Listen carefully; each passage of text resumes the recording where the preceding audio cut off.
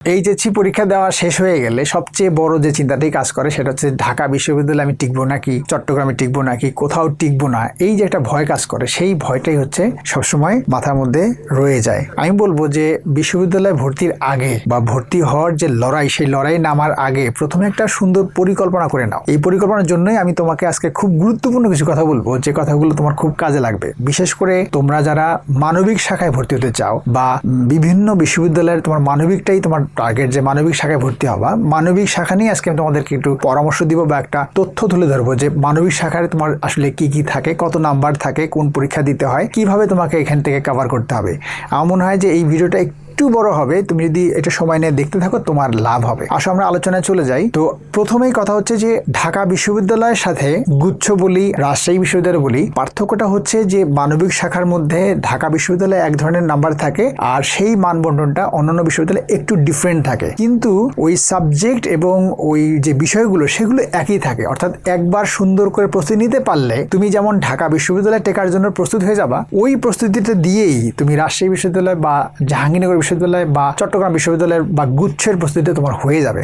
আসো সেগুলো কিভাবে হয় একটু আমরা দেখে নেই। এখানে কয়েকটা স্লাইড আমি বলবো, সেখানে দেখো। প্রথমে আমি গত বছরের যে ঢাকা বিশ্ববিদ্যালয় পরীক্ষা হলো ছোট্ট করে একটু তথ্য তোমাদের দিচ্ছি, তাহলে একটা ধারণা পাবা যে ঢাকা বিশ্ববিদ্যালয়ে যে গতবার যেটা হলো সেটা আসলে কি ঘটছিল। দেখো এখানে এই মানবিক শাখায় শুধু আবেদন পড়েছিল 58,573 জন, মানে ধরো এটা প্রায় 60,000 আবেদন পড়েছিল, সেখান থেকে পাশ করেছে 5,622 জন, ধরো 6,000ই পাশ করেছে বা 5,500 পাশ করেছে। আর এখান থেকে দেখো যে ভর্তির সুযোগ ছিল 1,788 জন, 2,000ও না, তার কম। আর সেইখান থেকে তোমার মনে রাখবা যে এই 1,788 জনের জন্য এই যে প্রায় 60,000 জন পরীক্ষা দিল, আবেদন করলো, এইখানে পরীক্ষা দেওয়ার পরে পাশ করলো মাত্র 5,622 জন। তার মানে টিকবে 1,788 জন আর বাকিগুলো ওয়েটিং এ থাকবে। আর ওয়েটিং এ থাকার বিষয়টা তোমরা বুঝতেই পারছো। তাহলে এখানে দেখো যে যখনই তুমি পরীক্ষা দিবা, ভর্তি পরীক্ষা যেদিনই দিবা তার ঠিক 22 থেকে 23 দিন পরেই তোমার রেজাল্ট দেওয়া হবে যে তুমি টিকছো নাকি ওয়েটিং এ আছো। এই তথ্যটা তোমার জানা থাকলে এই জন্য যে তোমাকে 60,000 পরীক্ষার্থীর মধ্যে তোমাকে লড়াই করতে হবে। এবার হয়তো দেখা গেল আরো বেশি হবে, 70,000 হয়ে যেতে পারে। তাহলে তোমাকে প্রস্তুতি নিতে হবে ওইভাবে।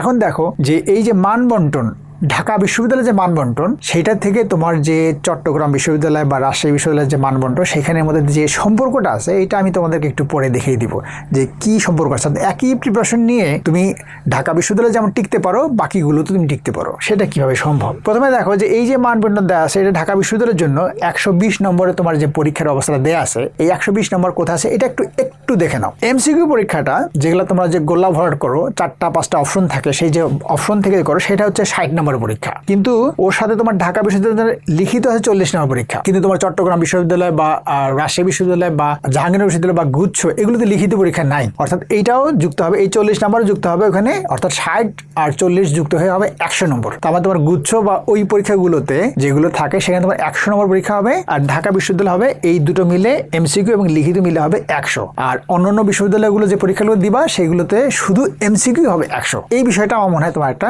ক্লিয়ার একটা ধারণা হলো। এখন বাকিটা দেখো, ঢাকা বিশ্ববিদ্যালয়ের একটা যেটা আছে সেটা হচ্ছে তোমার এই যে 10-10-20, এটা হচ্ছে তোমার এইচএসসির জিপিএ 10 এবং এসএসসির জিপিএ 10, এই 10-10-20 এখানে আছে, সব মিলেছে 120। এই 10-এর মধ্যে থেকে তোমার যদি 3 থাকে বা তোমার যদি 4 থাকে, মনে রাখবা যাই থাকবে সেটা দিয়ে 2 দিয়ে গুণ করতে হবে। এটারও এসএসসিতে যাই থাকবে সেটা 2 দিয়ে গুণ করলে এই 10-এর মধ্যে সেটা কত আসে সেটা তোমার যোগ হবে। যেমন ধরো এইচএসসিতে তোমার যদি জিপিএ 4 থাকে, তাহলে তুমি 4কে যদি 2 দিয়ে গুণ দাও তাহলে হবে 8 হবে। একইভাবে তাহলে তোমার 10-এর মধ্যে 8 হবে, এখানে যদি তোমার 4 থাকে তাহলে এখানে 8 হবে, 8 16 তুমি পাবা, অর্থাৎ 20-এর মধ্যে তুমি 16 পাবা। এই 16 যোগ করবে এই নাম্বারের সাথে তুমি যেটা পেলা সেটা যোগ করবে, যোগ করে তোমার যে মার্কসটা হবে সেইখানে তুমি টিকবে কি টিকবে না সেই বিষয়টা তোমার মাথায় নিতে হবে। এখন যারা ফার্স্ট হয়, সেকেন্ড হয় বা গতবার যারা ফার্স্ট হয়েছে তারা কত নম্বর পেয়ে ফার্স্ট হয়েছে, সেকেন্ড হয়েছে, এই বিষয়টা যদি একটু দেখো তাহলে তোমার ধারণাটা আরো একটু পরিষ্কার হবে। একটু এখানে দেখো যে এই যেটা বললাম একটু আগে যে এসএসসিতে তোমার যে জিপিএ স্কোর আছে সেটা 2 দিয়ে গুণ করলে যা হবে সেটা তোমার এখানে হবে, এইচএসসিতে তাই হবে। যেটা আমি একটু আগে বললাম সেইটা হচ্ছে 20-এর মধ্যে তুমি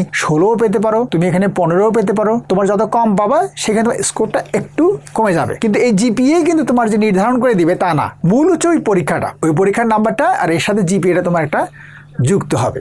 আমরা আরেকটু ভালো করে ক্লিয়ার হই। দেখো এইটা দেখো যে এই যে তোমার যে পরীক্ষাটা হবে এমসিকিউ পরীক্ষাটা, দেখো যে এমসিকিউ যে 60 ছিল ঢাকা বিশ্ববিদ্যালয়ের জন্য, এই 60-এর জন্য তোমার কিভাবে কত হয় সেটা এক নজরে দেখে নাও। মনে রাখবা যে এই 60 যেখানে ঢাকা বিশ্ববিদ্যালয় হচ্ছে, এই একই সাবজেক্টের পরীক্ষাটা হবে অনন্য, মানে চট্টগ্রাম, রাজশাহী, জাহাঙ্গীরনগর এবং গুচ্ছ, ওগুলো হবে 100 নম্বর পরীক্ষা। আর এখানে হচ্ছে 60 নম্বর পরীক্ষা। বিষয় কিন্তু একই, মানবিকের জন্য কথা বলছি। দেখো বাংলায় আছে তোমার 15টা প্রশ্ন করবে এমসিকিউ 15 নম্বর, ইংরেজিতে 15টা কোশ্চেন করবে 15 নম্বর, আর সাধারণ জ্ঞানে তোমার 30টা প্রশ্ন করবে 30 নম্বর। এই হচ্ছে 60 নম্বর। এই 60 নম্বর মধ্যে টোটাল মার্কস হচ্ছে 60। এইখানে যদি তুমি কোনো ভুল করো তাহলে 0.25 কাটা যাবে, অর্থাৎ 4টা প্রশ্ন কারেক্ট করলে যে মার্কসটা তোমার আসে, অর্থাৎ 4টা ভুল করলে তোমার একটা কোশ্চেন কারেক্ট করলে যে নাম্বারটা সেটা কাটা যাবে। এইটা একটু সতর্ক থাকতে হবে। একটু ধারণা রাখার পরে আরেকটু দেখো, এই যে লিখিত যে ঢাকা বিশ্ববিদ্যালয়ে 40 নম্বর থাকে, এখানে সাধারণ জ্ঞানে কোনো লিখিত নাই। কি আছে? বাংলায় আছে 20 নম্বর, ইংরেজিতে আছে 20 নম্বর, এই হচ্ছে 40 নম্বর হচ্ছে লিখিত নাম্বার। তাহলে এই লিখিত নাম্বারটা যোগ হবে, আর প্রিলির নাম্বারটা যে 60 আছে সেই 60 নাম্বারটা যোগ হবে। এটা ঢাকা বিশ্ববিদ্যালয়ের জন্য শুধু। আর আরেকটু দেখো, এই যে লিখিত যে নাম্বারটা আছে, বাংলায় যে ব্যাপারগুলো থাকে সেটা দেখো যে বাংলায় তোমাদের কি থাকে, যে গদ্য পদ্য পাঠের যে মূল ভাব, অর্থাৎ তোমাদের যে টেক্সট বই যেটা তুমি পড়াশোনা করেছো সেখানকার পড়াশোনা, সেগুলো তোমার পড়া আছেই, ওগুলো তোমার পরীক্ষা করবে। কবিতার উদ্ধৃতি থেকে ব্যাখ্যা লিখতে দিতে পারে, তারপরে তোমার সংলাপ ব্যাখ্যা দিতে পারে, কবি পরিচিতি, লেখক পরিচিতি, এখান থেকে তোমার প্রশ্ন করতে পারে, যেগুলো তোমাদের সবই পড়া, সবই জানা, এইগুলোতে প্রশ্ন করা হবে। তারপরে তোমার যেটা হচ্ছে তোমার সারাংশ লিখতে দিতে পারে, সারমর্ম হতে পারবে। তাহলে এই জায়গাগুলো থেকে কোনটা কোশ্চেন করবে, বানান শুদ্ধি, প্রমিতিকরণ, সংক্ষিপ্ত অনুচ্ছেদ, তারপরে তোমার হচ্ছে অনুবাদ থাকতে পারে, এই বিষয়গুলো থেকে কোনটা প্রশ্ন করবে কোনটা প্রশ্ন করবে না, এটি কিন্তু আগে থেকে বলা যায় না। অর্থাৎ এক একবার এক এক রকম ভাবে কোশ্চেনগুলো করে। সো তোমার এই জায়গাগুলো একটু ধারণা নিয়ে যেতে হবে, যদিও এগুলো তোমার আগে থেকেই পড়া আছে, তারপর একটু ধারণা নিলে তোমার জন্য ভালো হবে। আর এইখানে তুমি দেখো যে পাস নাম্বারটা আমার যেটা কি থাকবে, যে তুমি সবগুলো যে পরীক্ষা তুমি দিচ্ছ বাংলায়, ইংরেজিতে এবং সাধারণ জ্ঞানে যে পরীক্ষাটা দিলা, সেখানে তোমার বাংলায় আছে 15, ইংরেজিতে 15, আর তোমার সাধারণ জ্ঞানে 30, এখানে 5 নম্বর আছে। এইটা তোমাকে একটু ভালো করে খেয়াল করতে হবে। সেটা হচ্ছে যে বাংলায় তুমি যদি 5-এর নিচে পাও তাহলে তুমি ফেল। তুমি আর ইংরেজিতে যতই পাও আর সাধারণ যতই পাও তোমার আর লাভ নাই। ঠিক ইংরেজিতে যদি তুমি 5-এর নিচে পাও তাহলে তুমি ফেল করবা, বাকিগুলোতে যাই পাও সেটা তোমার কাজে লাগবে না। বিশেষ করে ইংরেজিতে সবচেয়ে বেশি ফেল করে। আর সাধারণ জ্ঞানে তোমার 10-এর নিচে পাওয়া যাবে না, 10-এর নিচে পেলেই তুমি এটা ফেল করলে, তখন ইংরেজিতে বাংলায় যাই পাও তোমার লাভ হবে না। সো কোনোটাতে তুমি ফেল করতে পারবে না। কিন্তু আরেকটা খুব ইন্টারেস্টিং ব্যাপার খেয়াল করো, সেটা হচ্ছে যে টোটাল মিনিমাম মার্কস হচ্ছে 24। দেখো এটা যোগ করলে হয় 20, কিন্তু সব মিলে তোমাকে 24 অ্যাটলিস্ট পেতে হবে। এই তিনটা মিলে 24-এর নিচে যদি পাও তাহলে তুমি ফেল করে ফেলবা। বোঝা গেছে? তাহলে এই যে পাস যে 5000 জন করে বা 6000 জন পাস করে, প্রায় 2000-এর মধ্যে টেকে বাকিগুলো ওয়েটিংয়ে থাকে, তাহলে ব্যাপারটা এইখানে ঘটে। টোটাল যদি 24-এর মধ্যে তুমি যদি 23 পাও তাহলে তুমি ফেল করে গেলা, আর যদি 24-25 পাও তাহলে তুমি ওয়েটিংয়ে থাকবে অ্যাটলিস্ট, এটা বলা যায়। সো তোমার এইটা ব্যাপারটা খেয়াল করতে হবে যেন এই মার্কসের নিচে যেন তোমার চলে না আসে। বিশেষ করে ইংরেজির প্রতি খুব খেয়াল রাখবা, ইংরেজিতে সবচেয়ে বেশি ফেল করে। আর টোটাল যে মার্কসটা 24 আসে এটা অবশ্যই পারা সম্ভব, এর থেকে অনেক বেশি নাম্বার তোলা অবশ্যই সম্ভব। আসো আমরা আরেকটু দেখি যে আর কি তথ্য আমরা জানতে পারি। দেখো এটা যে ঢাকা ও ঢাকার বাইরে তোমাদের সব মিলে 7টা বিভাগে পরীক্ষার কেন্দ্র গতবার ছিল, এবারও তাই 7টা কেন্দ্র আছে, সেখানে পরীক্ষা দিতে পারবা। আর এইখানে তোমাদের যে জিনিসটা জানতে হবে, দেখতে হবে, দেখো এই জিনিসটা আমি তোমাদের একটু দেখিয়ে দেই। সেটা হচ্ছে তোমাদের এই যে মানে মানবিক শাখায় যে ফার্স্ট হয়েছিল, সে আমাদের এখানে বিদ্যাবাড়িতে একটা ভিডিও আছে, তোমরা দেখে নিও। সে ফার্স্ট হয়েছে যে আমাদের নাহুল কবির নোয়েল, টোটাল মার্কস পেয়েছে 96.5, 120-এর মধ্যে 120-এর মধ্যে সে 96.5 পেয়েছে। এইখানে যে মূল যে 100 নম্বর পরীক্ষা হয়, অর্থাৎ ওই জিপিএ নাম্বারটা বাদ দিয়ে যে 100 নম্বর পরীক্ষা হয়, সেইখানে 100 নম্বর মধ্যে থেকে 76.5 পেয়েছে। আর বাকি যে 20 ছিল, 20-এর মধ্যে দেখো যে 20-এর মধ্যে 20-ই পেয়েছে, অর্থাৎ সে জিপিএ 5 দুটোই ছিল তার, যার কারণে তার আরো বেশি সহজ হয়ে গেছে, যে কারণে সে ফার্স্ট হয়ে গেছে। তো ফার্স্ট নাম্বারটা হচ্ছে এইটা 96.5, তার মধ্যে থেকে সে যে ওই যে বাংলা, ইংরেজি, সাধারণ জ্ঞানের যে নাম্বারগুলো আছে এবং লিখিত এবং এমসিকিউ দুটো মিলে তার নাম্বার হচ্ছে 100-এর মধ্যে 76.5। আর আমরা যদি এরপরে দেখি যে সেকেন্ড যে হয়েছে তাবিয়া তাসনিম, এই তাবিয়া তাসনিম যে সেকেন্ড হচ্ছে, ওর মার্কস, আর যে থার্ড হয়েছে সাবরিনা আক্তার কেয়া, ওর মার্কস একই, দুজনের মার্কস একই, কিন্তু এখানে তাবিয়া তাসনিম সে দ্বিতীয় হয়েছে, আর সাবরিনা আক্তার কেয়া সে তৃতীয় হয়েছে।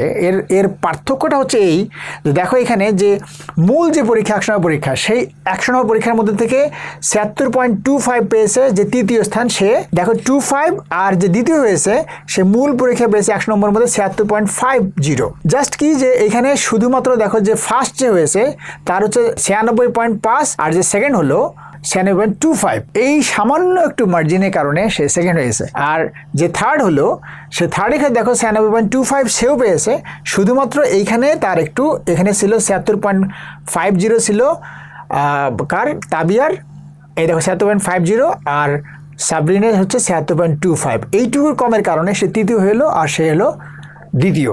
তাহলে তোমাকে বুঝতে হবে যে কম্পিটিশন তুমি যদি ফার্স্ট সেকেন্ড থার্ড হতে চাও তাহলে কতটা তোমাকে লড়াই করতে হবে, এই বিষয়টা খেয়াল করতে হবে। আর একটা জিনিস ধারণা পাও যে সেটা হচ্ছে যে 100 নম্বর মধ্যে ঠিক কীরকম নাম্বারটা পায়, 76-এর মতো নাম্বার তারা ক্যারি করে, যেখানে তোমার 24-এর নিচে পেলে তুমি ফেল হবা আর 24-এর উপরে পেলে পাস করবা, সেইটাকে ক্রস করে তোমাকে যেটা করতে হবে যে এই লেভেলের নাম্বারটা তোমাকে নিয়ে আসতে হবে।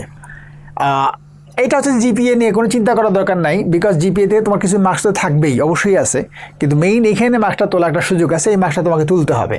আর এইখানে ইংলিশের যে লিখিত পরীক্ষাটা হবে, যেটা বাংলার একটু আগে বললাম যে বাংলায় কী কী থাকে, এগুলো ইংলিশে কী থাকে, লিখিত পরীক্ষায় যে 20 নম্বর থাকবে সেটা একটু খালি দেখো যে রিডিং কম্প্রিহেনশন যে ব্যাপারটা থাকে সেটা তোমার পড়ে অভ্যস্ত, সেটার থেকে কোশ্চিন থাকবে, এখান থেকে শর্ট প্যারাগ্রাফ থাকতে পারে, শর্ট প্যারাগ্রাফ তো তোমরা অবশ্যই লিখতে পারো, এটা কোনো সমস্যাই হবে না। তারপরে ব্যাখ্যা যেটা থাকে, এক্সপ্লানেশন যেটা থাকে সেটা থাকতে পারে, তারপরে রিঅ্যারেঞ্জিং থাকতে পারে, এলোমেলো লাইনগুলো থাকবে, এগুলো তোমরা আগেই করছো, এগুলো অনেকগুলো করেছো, যে কারণে তোমার কাছে এগুলো খুবই সহজ মনে হবে, এগুলো কোনোটাই ডিফিকাল্ট কিছু না।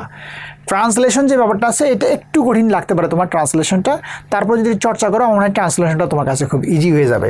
পাংচুয়েশন আছে, তারপরে গ্যাপ ফিলিং আছে, এগুলো সবই তুমি পারবা। সো রিটেন নিয়ে, ইংলিশের রিটেন বা বাংলা রিটেন নিয়ে এগুলো তোমার খুব বেশি ওরিড হওয়ার দরকার নাই, তারপরেও যদি একটু চর্চায় না থাকো তাহলে এগুলো পারবা না, এগুলো তোমার চর্চা করতে হবে। আর এর সাথে আমরা যদি দেখি যে রিটেনে যে 5 নাম্বার সেম, রিটেনে যে পাস নাম্বার সেটাও দেখো যে তোমার বাংলায় পেতে হবে 20-এর মধ্যে থেকে 5, ইংরেজিতে পেতে হবে 20-এর মধ্যে 5, এর নিচে পেলে তুমি ফেল করবা, 10 পেলে তুমি পাস করবা। আর এইখানে যেটা ঘটবে সেটা হচ্ছে টোটাল তোমাকে মিনিমাম 11 পেতে হবে, অর্থাৎ দেখো এটা পাস এটা পাস 10 হওয়ার কথা কিন্তু আছে 11, তার মানে কি কোনো একটাতে অন্তত পক্ষে 6 পেতে হবে, নইলে তুমি ফেল করবা। দুটো মিলে হচ্ছে 11, ওকে, তাহলে ওখানে হচ্ছে 24, এখানে হচ্ছে 11, তোমার এই হচ্ছে 35, ওকে, এই 35 প্লাস তোমায় করতে হবে আউট অফ 100 যদি তুমি ঢাকা বিশ্ববিদ্যালয়ে পাসটা করতে চাও। এই বিষয়টা তোমার কাছে আমার মনে হয় ক্লিয়ার। আর প্রতি ক্ষেত্রে মনে রাখবে যে 0.25 তোমার কাটা যাবে যদি ভুল করো সেক্ষেত্রে। আর তোমাদের এই ধরনের যদি কোনো পরামর্শ সরাসরি কথা বলার দরকার হয় বা একটু যোগাযোগের দরকার হয়, এইখানে আমাদের হোয়াটসঅ্যাপ নাম্বার করা আছে, এটা হোয়াটসঅ্যাপ একটা গ্রুপ করা আছে, এই গ্রুপটা হচ্ছে বিদ্যাবাড়ি U-Point-এর পক্ষ থেকে। তোমাদের অ্যাডমিশন নিতে হবে এরকম ভয় পাওয়ার দরকার নেই, তোমরা ওই গ্রুপটা যুক্ত হলে ওখানে সবসময় আপডেট তথ্য পাবা। ওখানে এক্সাম হবে, তোমাদের কিছু ফ্রি এক্সাম আছে, তোমরা এক্সামগুলো কন্টিনিউয়াসলি দিতে থাকবা পরীক্ষার আগ পর্যন্ত। এটা তোমার ভর্তি হতে হবে না, তোমার এখানে ভর্তি হওয়ার জন্য কেউ চাপও দিবে না। সো তুমি একেবারে ফিল ফ্রি, তোমার মতো করে তুমি গুছিয়ে প্রস্তুতি তুমি আলাদা করে নাও। যদি তোমার কোনো পরামর্শের সাহায্য দরকার হয় তোমরা এই নাম্বারগুলো কল করলে, সবাই ঢাকা বিশ্ববিদ্যালয়ে পড়াশোনা করছে এখন, তারা আগে টিকছে তোমাদের আগে, তারা তোমাদেরকে পরামর্শ দিবে। আর যদি হোয়াটসঅ্যাপে যুক্ত হয়ে তুমি সেখানে বাকিরা কি বলে সেটা জানতে চাও, সেই বিষয়গুলোর জন্য তুমি এই নাম্বারটা সংগ্রহে রাখবা। দেখো এই হোয়াটসঅ্যাপ নাম্বার পাশাপাশি তোমরা আমাদের যে বিদ্যাবাড়ি U-Point পেজ আছে, এই পেজে যদি যুক্ত থাকো অনেক তথ্য তোমরা পাবা। তো তোমরা ভর্তি হও বা না হও, তোমরা আমার মনে হয় যে তোমরা অনলাইনে ঘরে বসে থেকে এই যে সুযোগগুলো পাচ্ছ, এগুলো তোমরা যদি গ্রহণ করো আমার মনে হয় যে তোমাদের প্রস্তুতিটা আরেকটু ভালো হবে। তোমাদের সবার জন্য শুভকামনা রইল।